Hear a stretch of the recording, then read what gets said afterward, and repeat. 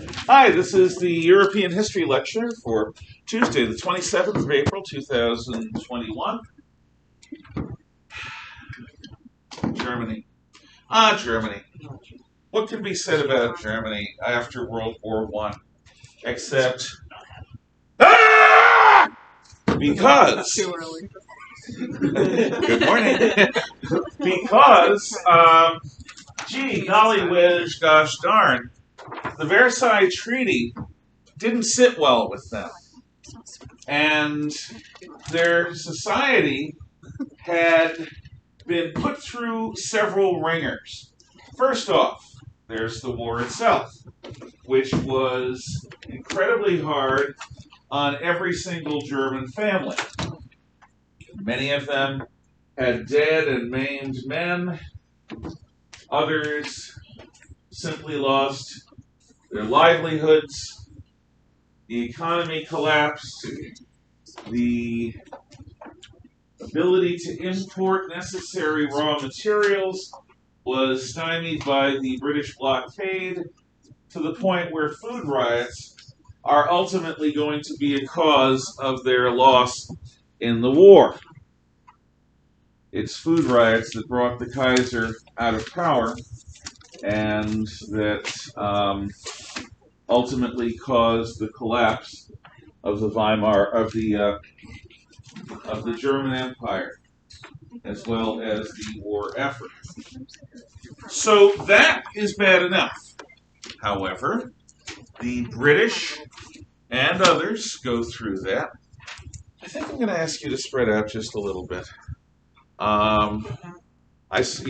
Basically, if you have a seat between you, we have so few people in here, I see no reason not to spread out a little bit. Can you go upward? Thanks.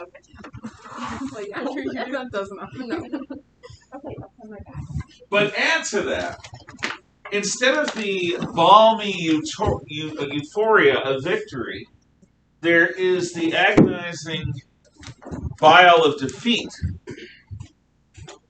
And, well, let's go through the grievances particularly. First off, and I've heard this as regards our fight in Vietnam. As regards our fight in Vietnam, it's true. In Vietnam, we never lost a major battle. The North Vietnamese fought hard. The Viet Cong fought itself to extinction, to the point where basically North Vietnam conquered South Vietnam at the end of the war. There was no South Vietnamese Communist Party that was in place to take over that part of the country. They were gone. And the North Vietnamese army was mauled by us. But that war was not won or lost on the battlefield. The legend goes the war was won or lost in American public opinion. That was the first war where Americans got to watch on the nightly news combat footage. Live. Or as close to live as you're going to get on television. Where they got to see limbs and other things that would be censored on 1960s television is part of the nightly news. To see what men look like when they have the 1,000-yard stare. In fact, to see what men look like as they develop it. It was raw. And it was a war that was not fought well. Our tactics at winning battles was good.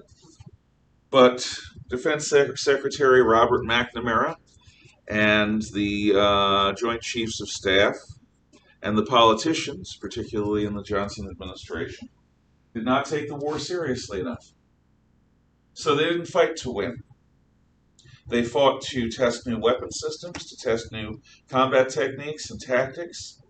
They fought to preserve the government in South Vietnam without taking down the government in North Vietnam. Because like in Korea, they were afraid of widening and expanding the war to a point where it could lead to World War III, which they weren't wrong to try to avoid. The result was battles like the 1970 Battle of Hamburger Hill, where the 101st Airborne Division, among others, one of our most elite combat units, is sent up a hill in the Ashaw Valley in a classic, almost World War II Battle of Iwo Jima style intense attack. The North Vietnamese army, in this case, did not fade away into the countryside. They fought for that ground. And so Americans died for every yard getting up that hill. But after days of agonizing, grueling battle, we get it. And then a couple of weeks later, you give it up, because the hill had no value except for the fact that North Vietnamese soldiers were on it. Our troops would be in hot pursuit of the enemy, and they'd go onto an American company's oil refinery or industrial campus, and our army would not be allowed to pursue because it would damage company equipment, and those companies were necessary to the economy of the South Vietnamese, so it was said. Our fighter planes didn't have guns because missiles were going to be so much better. Yet our rules of engagement insisted that we make affirmative identification of a plane before we start shooting at it. So the advantage that you have using missiles, which is at long range, is given up because we're forced to close within eyesight of the enemy. Our planes were big and complicated and designed to shoot down nuclear bombers from Russia, and their planes were designed to shoot down fighters. They were small, nimble, and simple. When we got into visual range, we were fighting their fight, not our fight. I could go on, and at some point I will. America fought one of its longest wars. It was an intense struggle for 10 years, plus 5 years before that of escalation. And we lost. It's the only war in American history we ever lost, outright. Why did we lose? Well, the story goes that we never lost a battle, but we lost the war in terms of American public opinion. That the communists on campus and the anti-war movement that they spawned caused us to lose our resolution and leave. And the price of American defeat in Vietnam was over 1 million South Vietnamese were murdered within a year by the new government because they were stupid enough to trust the Americans. For the next 20, 25 years, Vietnamese did all they could to escape, including get on rafts that were unseaworthy to try to make it to Hong Kong, which at that point was still a British Crown colony and was a path to freedom. The truth is, we did lose the war on American college campuses and on television, and in the American will to fight. And we didn't lose a battle. But the truth is also, we lost the war when our leadership didn't take it seriously. And instead of fighting the war for real, they fought the war with one or two limbs tied behind their backs. They did not respect the enemy. They thought the enemy were a bunch of primitives just out of the trees. They didn't understand. Consequently, we squander over 50,000 dead and certainly hundreds of thousands of maimed, wounded that came back not the same. My brother-in-law, one of them. When you lose a war, you dwell on it. Americans go to Vietnam today. They have for the last 20, 25, 30 years. The Vietnamese don't really think much about the war anymore. Why? Because they won. It's like when you have a breakup. The person who does the breaking up doesn't dwell on it. They made the decision. I'm done with you. And they said whatever needed to be said to get out of the situation. And they moved on with their life. But if you've ever been broken up with, especially by surprise, you probably did dwell on it for a while, certainly for longer than the person who initiated it. If we win a war, we don't dwell on it very much. If we lose a war, that's the way human beings are. The Germans lost the war. So for them, they had the stab in the back theory. They say that the German army never lost in the field. It was still an incredibly impressive fighting force in October of 1918, but they were stabbed in the back by Jews and socialist politicians, by anti-war forces and subversive forces that hated Germany, with the result being that the pusillanimous government after the Kaiser made an ignoble peace at all costs. That neglects the reality that there was a Black Day of the German Army in October of 1918, where the Imperial General Staff said the army won't fight on. It's done. It's a broken machine that's ready to be retired.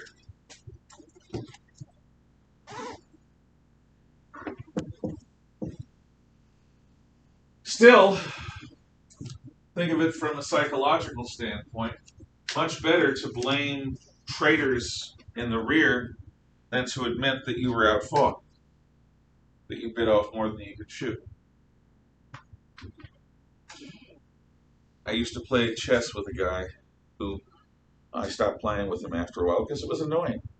Because whenever he lost a game, it was because the phone rang or somebody disturbed him or there was always some excuse.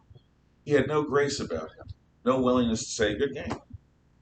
This made me think of it. One time I was playing a tennis match and I beat them, and they said it was because they had gotten sun poisoning and they were having like a heat stroke, and then that was why they beat them. As long as it's not that you were just a better player at that point than they were. Because then they'd have to, what does a person do when they've been outplayed? They either go and whine and give up, or they try harder to become a better player. Yeah. But you deny yourself that reality check when you just blame it on sunstroke. If their coach knew that they had I've had sun poisoning. I had it once when I was a kid. It was not pleasant. And it was also not something that was easily hid. The coach would not have let them play. Yeah, that's what I figured. Gosh. In 8th grade, we beat this rival team in volleyball. And normally they would turn on our water taps and leave them in our locker room. And then the one time we beat them really good, we were all like, good game, good game. And they kept flipping us off. And then they went into our locker room and took some of our stuff.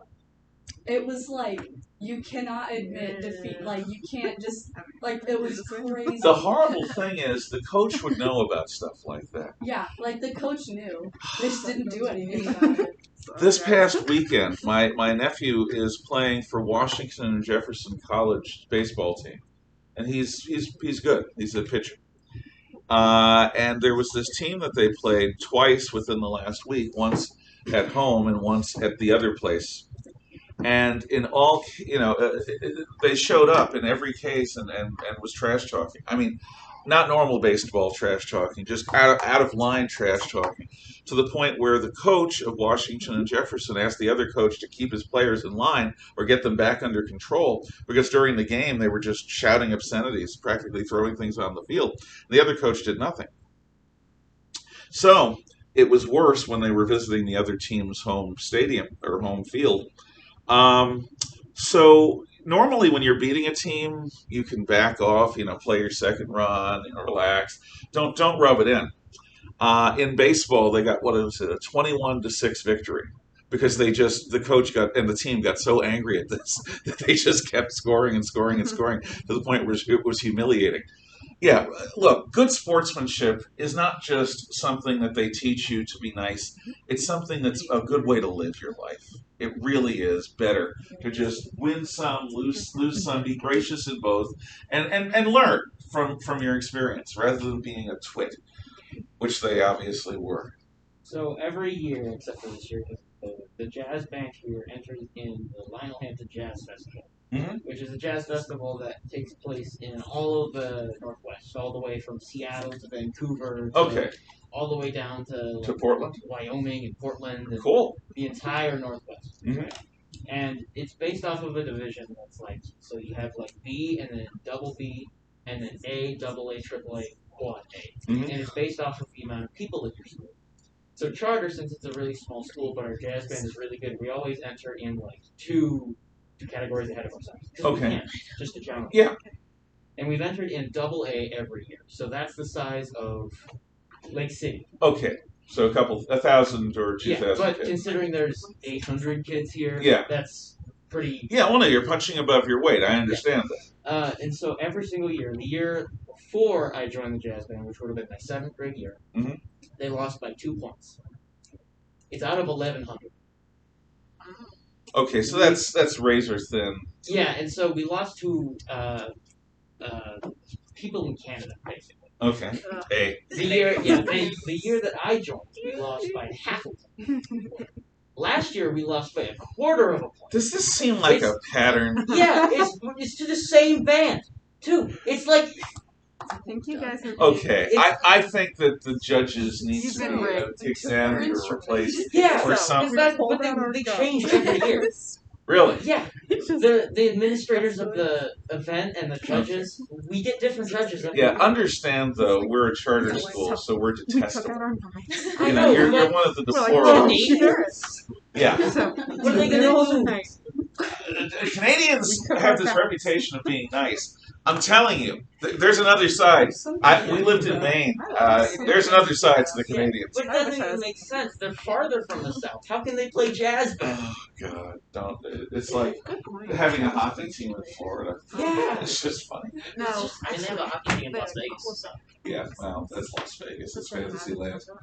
I went to Canada to ski Yeah. one year, Yeah. and so it was over spring break, and it was like this small town in Canada, and it was just like this nice ski resort. But once they saw our license plate, because we drove there, they were really mean to us. Because it's so nice to be a Canadian unless you're among Americans.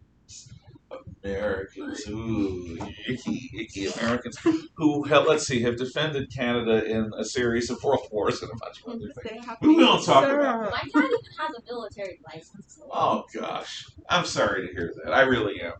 But I'm not surprised. Again, you have a reputation of being that nice. There's something going on. In any event, Candy, though. What? They have good candy. They do. Look, they had.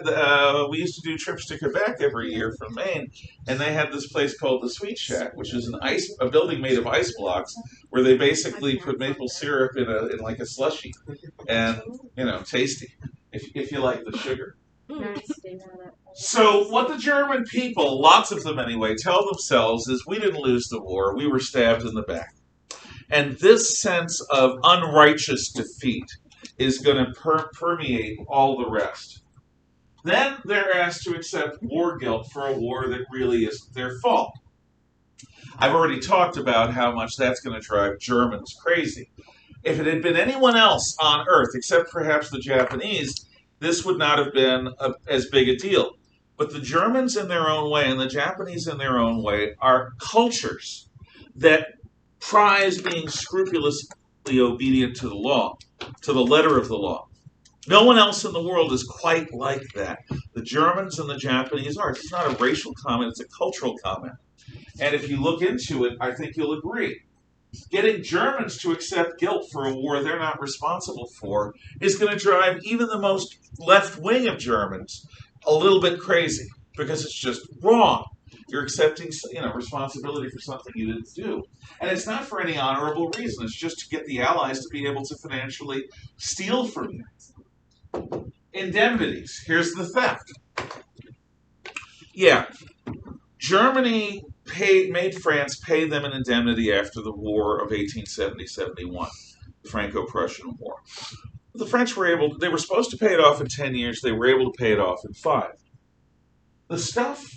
The indemnities that Britain and France levied on Germany after World War I, they weren't going to be paid off in 10 years. They were designed to permanently cripple the economy. Permanently. At least as far as the eye could see, for at least 20 years, to blight the German economy and to prevent Germany from recovering from the war, sending all their profits to the British and French because they needed to recover from the war. And this is all about paying off American banks. And this is going to be a problem after World War II as well.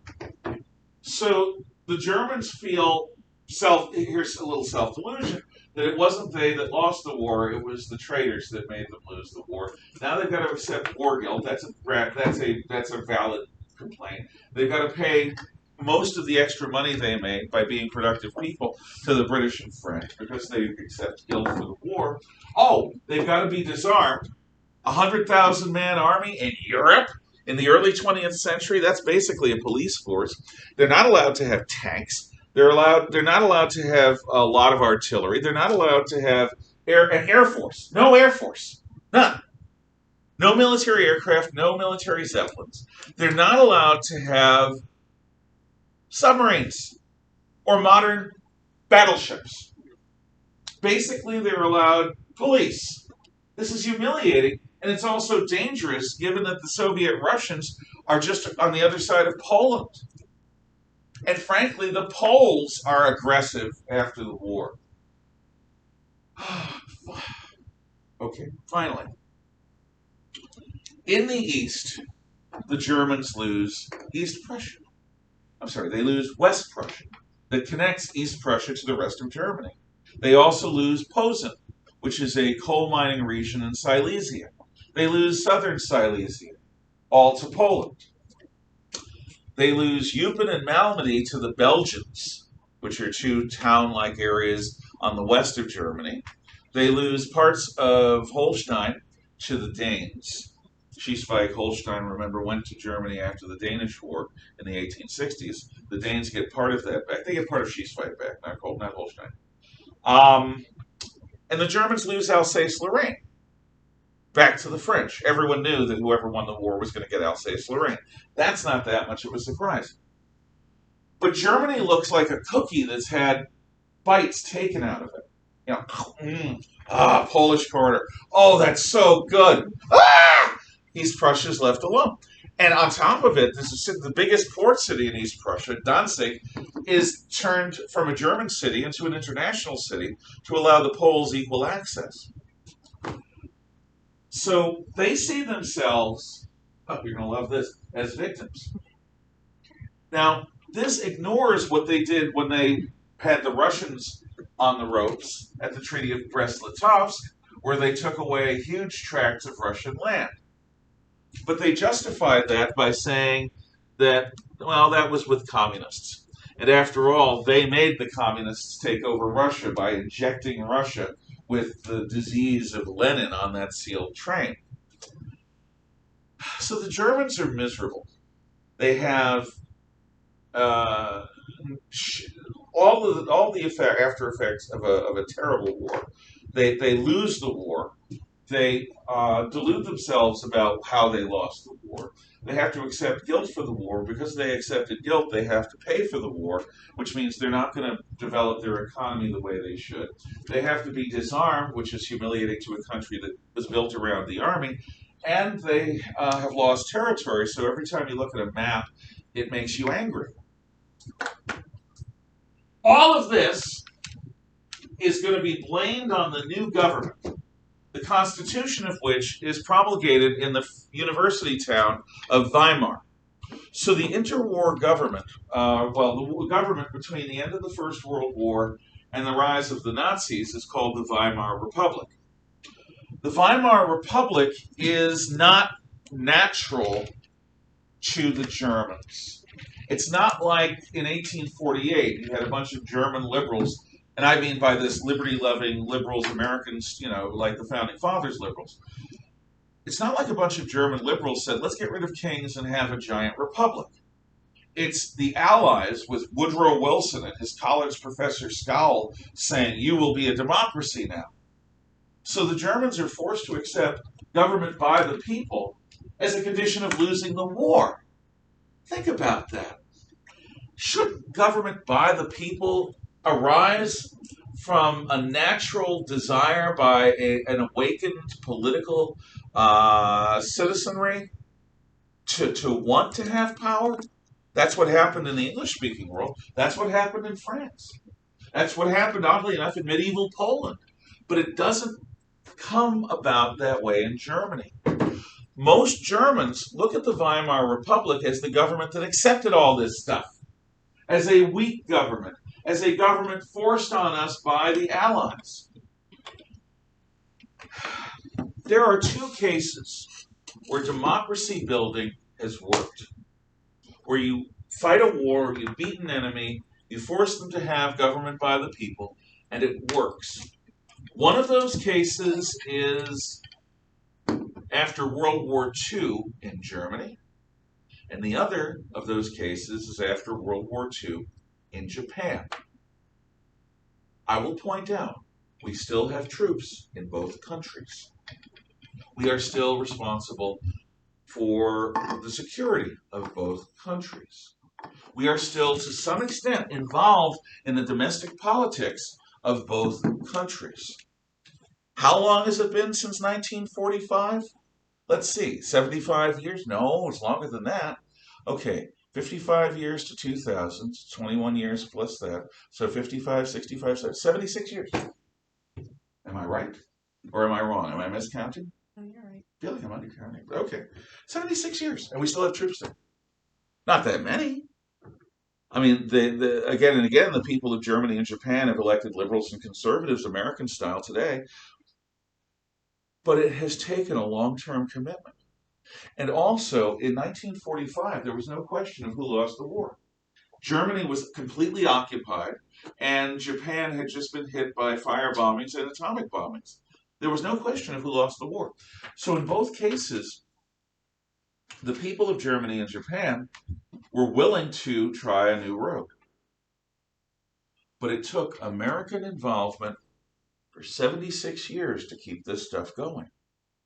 None of this was true after World War I.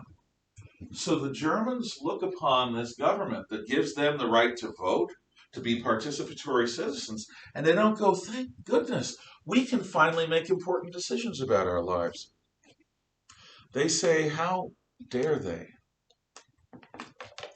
force us to be free the way they think we should be free?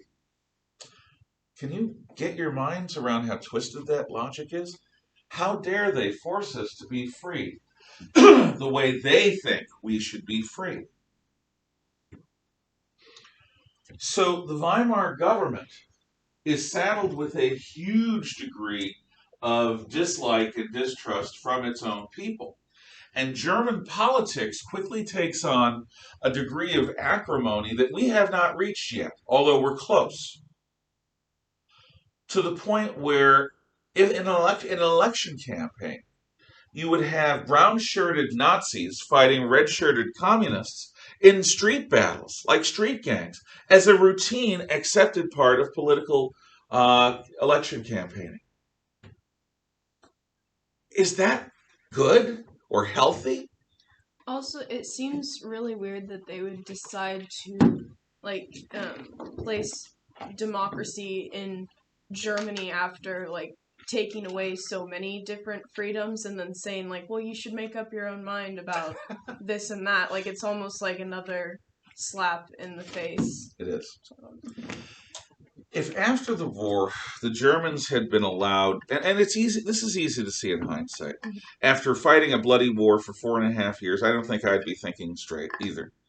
So, humility is a good thing, and I should try to have more. But had the Germans come together themselves and decided what they were going to do with their future now that they've lost the war, it might have had more legitimacy. But because it was seen as an imposition by pious, sanctimonious Anglo-Saxons, it was not considered to be an authentically German government. It never fully commanded the loyalty of its people. And the one thing that any society based on the vote needs is the loyalty of the people. Not to a particular political party, but to the idea of the republic.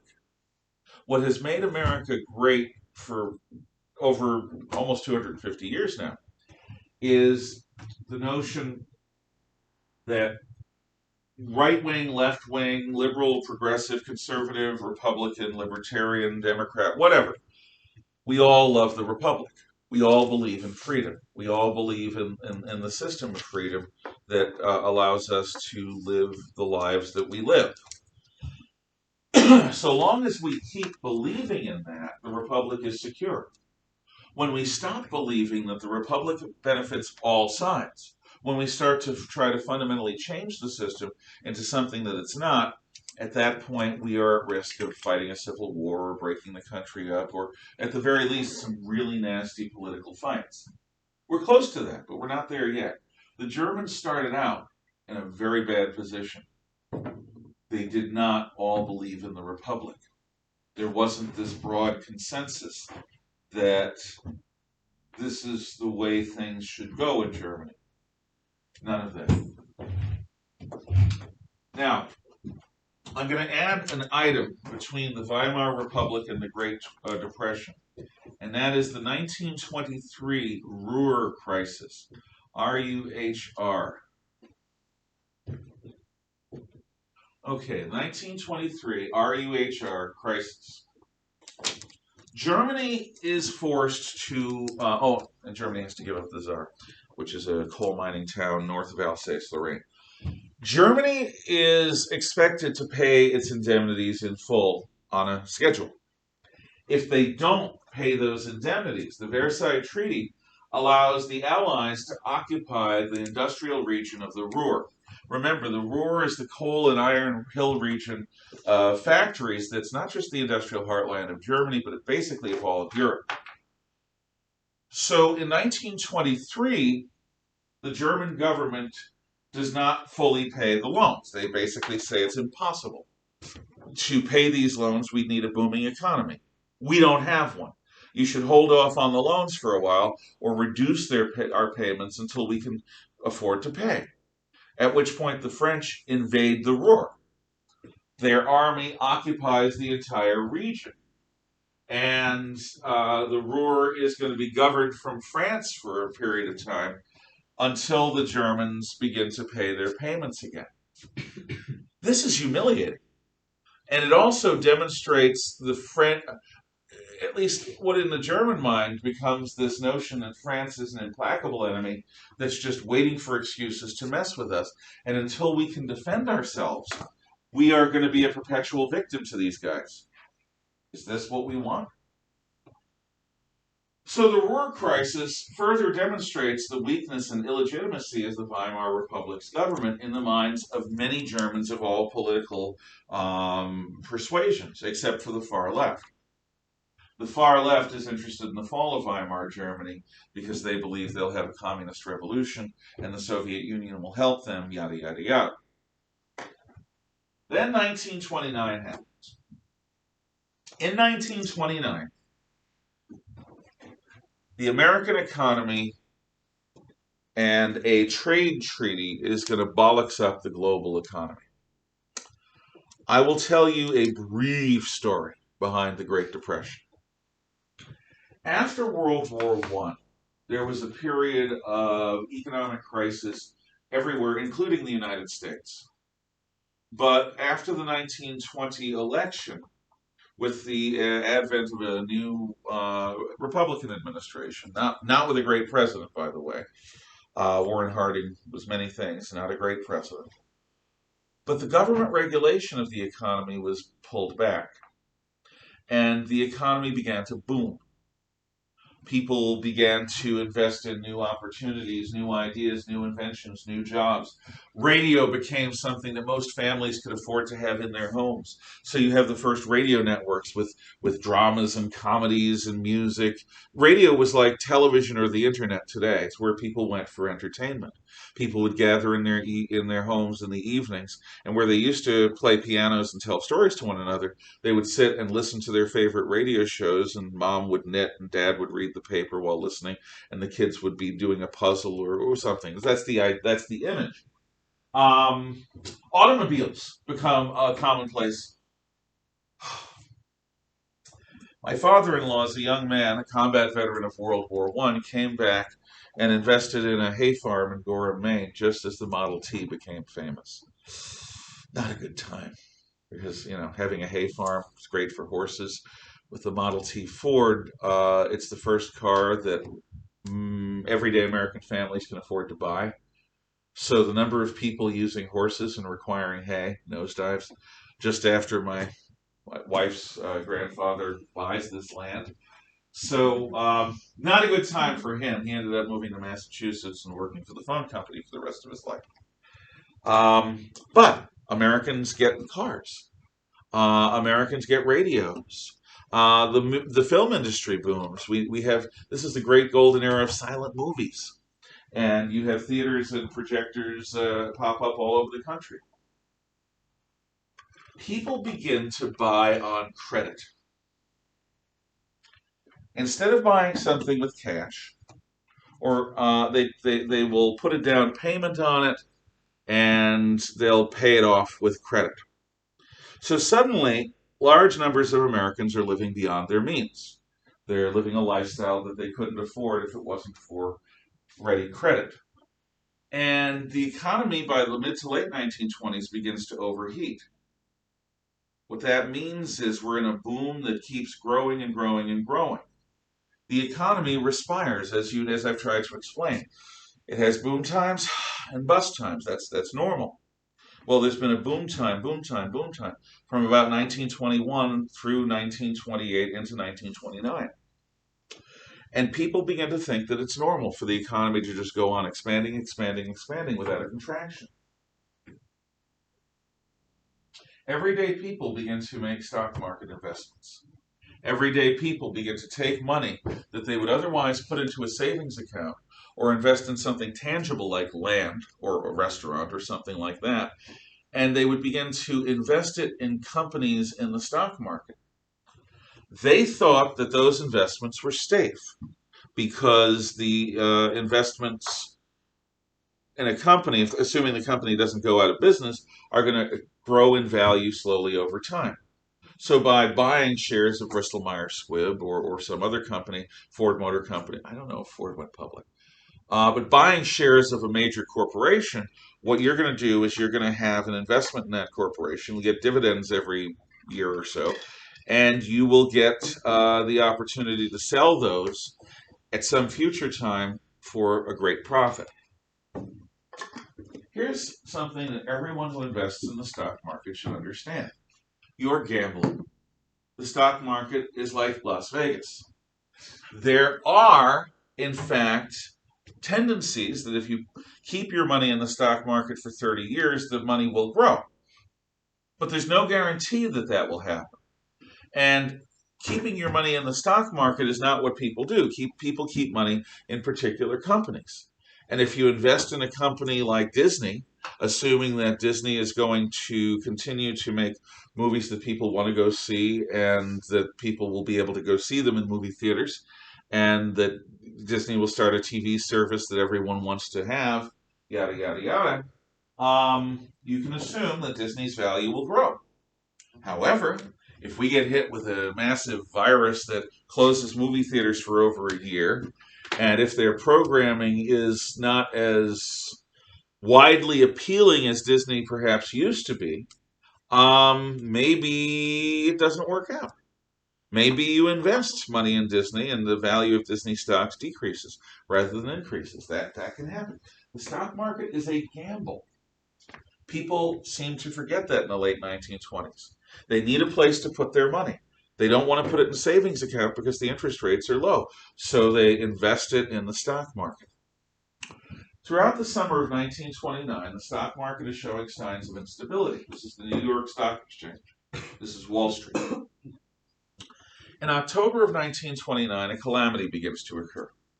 And that calamity causes the stock market, the stockbrokers in the stock market to begin selling. They start selling. At first, people buy because they're getting a deal. And then they realize that a panic has occurred. And that panic causes everyone to try to sell what they have simultaneously. If everyone in a market is selling and almost nobody is buying, suddenly stocks that are valued up here become practically worthless. Savings, life savings, family fortunes, corporate resources are just evaporated in a single day. J.P. Morgan, the banking house that's now part of J.P. Morgan Chase, tries to save the U.S. economy by flooding money into the stock market and buying stocks up. But it's like trying to use a hand bucket to bail out a sinking ship. Unless you're in a dinghy or a little rowboat, that's not going to be enough. Ultimately, the House of Morgan almost loses its value.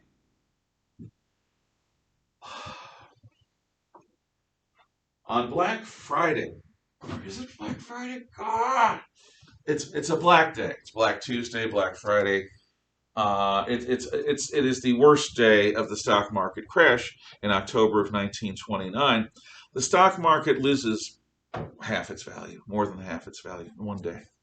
Stockbrokers begin to jump out windows because people have trusted them to invest their money wisely and well. People have trusted them to make stable futures, retirees, people on a fixed income, all that stuff.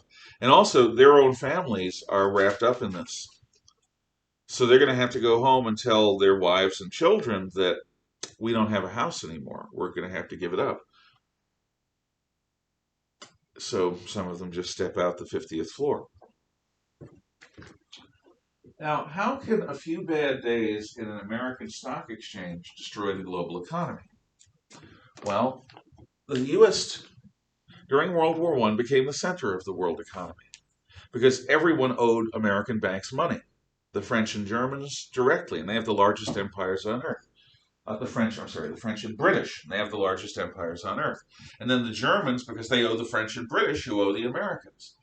The American economy is the center of the globe. The New York Stock Exchange is the living, beating heart of the American economy. If the living, beating heart of the American economy goes off, what happens is people stop building homes.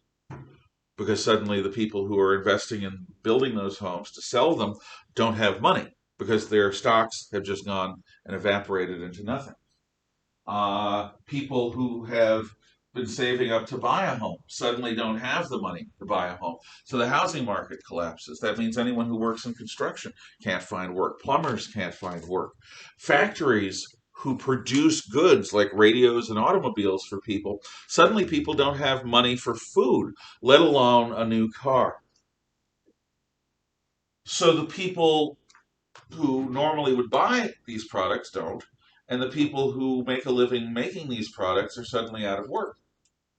A cascade effect occurs that within 3 years causes over 1/4 of the American workforce to be out of work at a time when there is no comprehensive welfare.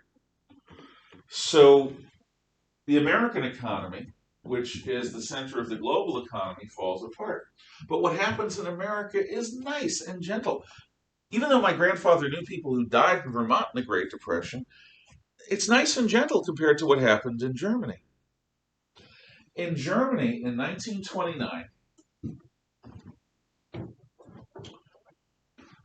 you're talking not 1/4 of the workforce out of work. You're talking over half the workforce is either unemployed or underemployed.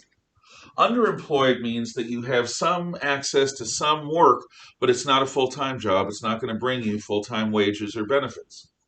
You might make a few dollars here and there doing odd jobs. That's being underemployed. But you don't have a real job. Over half the German workforce is unemployed or underemployed. That means over half of the wage earners in Germany are not able to provide for their families. The government floods the economy with more money.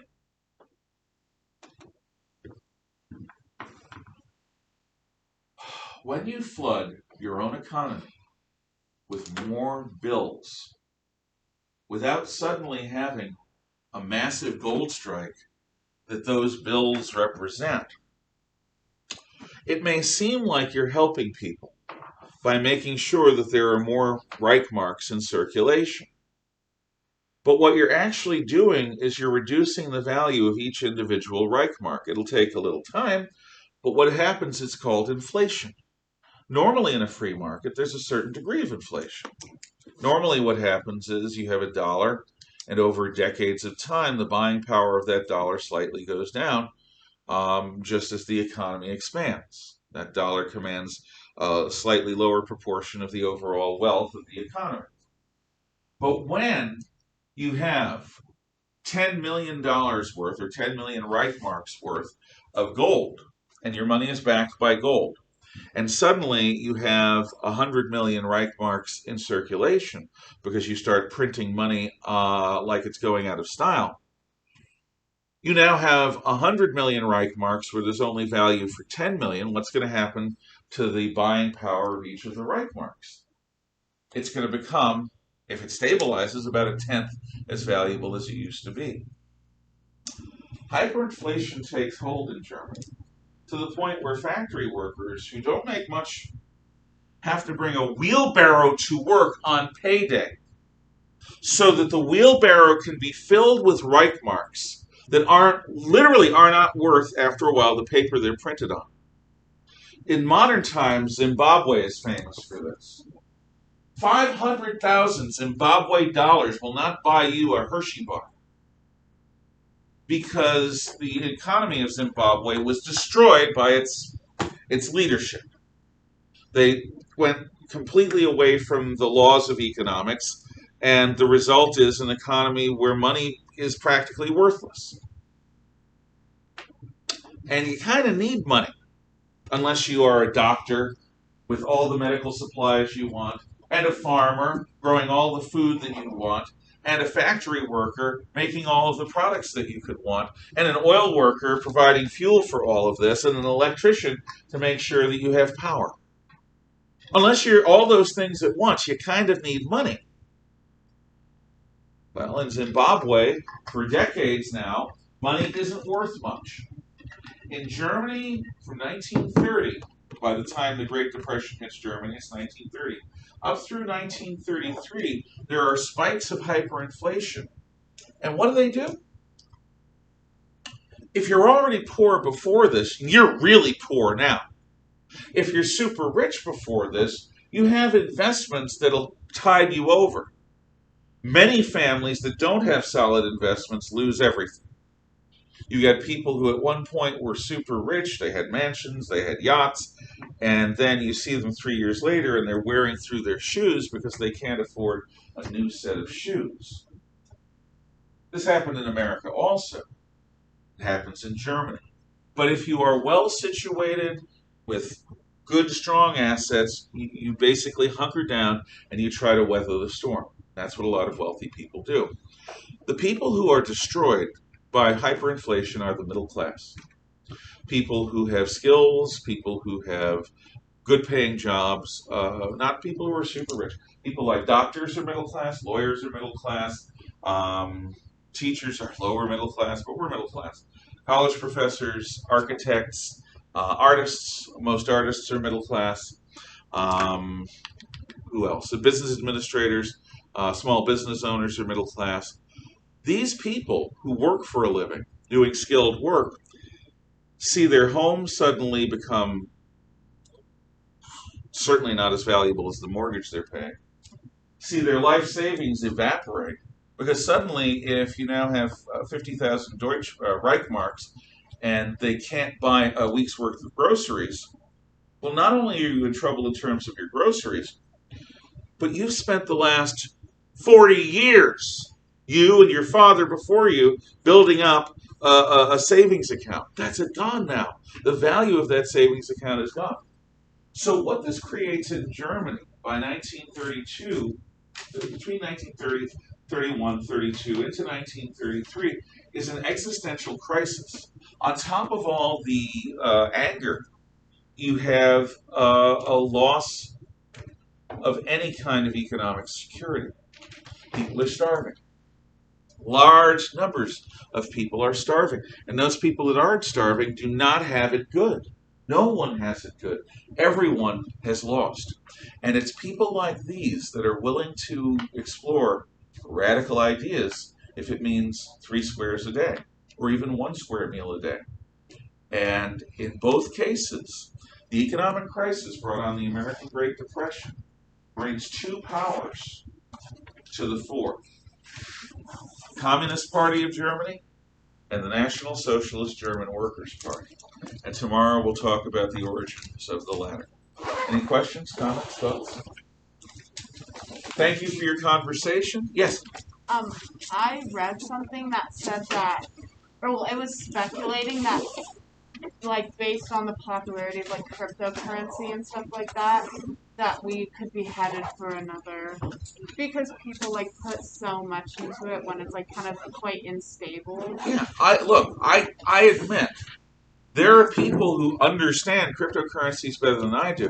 What I see is a giant pyramid scheme. Yeah, it's kind of. If I can convince you to buy this G money, if I can convince you to buy G money, and you buy G money, and suddenly each G money dollar is worth $300.